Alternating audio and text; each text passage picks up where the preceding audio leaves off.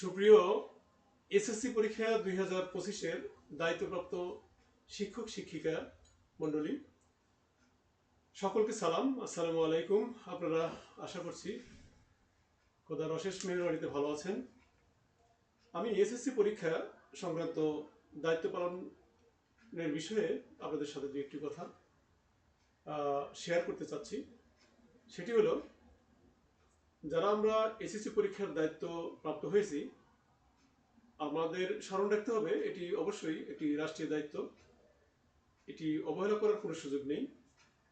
মূলত এই দায়িত্বটি আমাদের অত্যন্ত সুদক্ষ এবং অভিজ্ঞতার আলোকে পালন করতে হবে।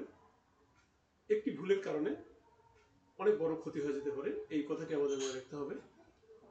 প্রিয় সহকর্মীবৃন্দ, আপনারা যারা দায়িত্বপ্রাপ্ত হয়েছেন, প্রতিটি কেন্দ্রের কেন্দ্র সচিব মহোদয় আপনাদেরকে ডেকে তার কেন্দ্রে একটি মত বিনিময় সভা করবেন।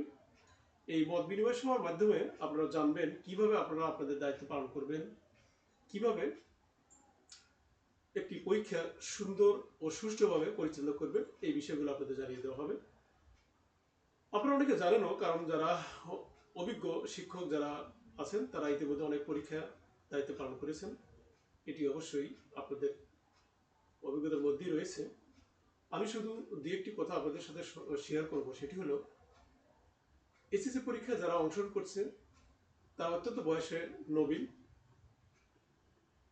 কোমলমতি শিক্ষার্থী যারা, তাদের সাথে আপনাদের যে আচরণ হবে সেটি অবশ্যই নমনীয় হতে হবে।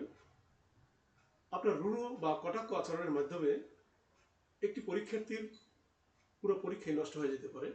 তাই আমি আপনাদের কাছে অনুরোধ করব, এই কোমলমতি শিক্ষার্থীদের সাথে আপনি অবশ্যই সুন্দর এবং সহনশীল এবং নমনীয় আচরণ করবেন। কারণ আপনাকে মনে রাখতে হবে, আপনিও একসময় এই ধরনের একজন কোমলমতি শিক্ষার্থী বা পরীক্ষার্থী ছিলেন। হয়তো এমন রূঢ় অভিজ্ঞতা আপনার থাকতে পারে যে পরীক্ষার হলে যিনি দায়িত্বপ্রাপ্ত ছিলেন তিনি হয়তো আপনার সাথে রূঢ় আচরণ করেছেন, যেটি আপনার মনে আজকে অনেক দাগ কেটে আছে। তাই আমি আপনাকে বা আপনাদের এই কথাটি বলতে চাই যে এই কোমলমতি শিক্ষার্থীদের সাথে অবশ্যই আপনি সহনশীল এবং নমনীয় আচরণ করবেন। তার মানে এই নয় যে আপনি তাদের নকল বা অন্য কোনো অসাধু উপায় অবলম্বনের সুযোগ দিবেন, এটি কখনোই হবে না। তবে আপনার মননশীলতা, আপনার মানসিকতা থাকবে অত্যন্ত শান্ত এবং অত্যন্ত মিষ্টি, যেটি পরীক্ষার হলে শিক্ষার্থীরা বা পরীক্ষার্থীরা যারা পরীক্ষা দেবে তারা উপভোগ করবে এবং তাদের সাবলীল সুন্দর পরীক্ষা অংশগ্রহণ করবে এবং পরীক্ষা দিবে।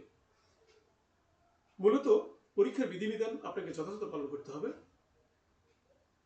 পরীক্ষার হলে আপনাকে অবশ্যই 30 মিনিট, পরীক্ষা নির্ধারিত 30 মিনিট পূর্বে আপনাকে প্রবেশ করতে হবে।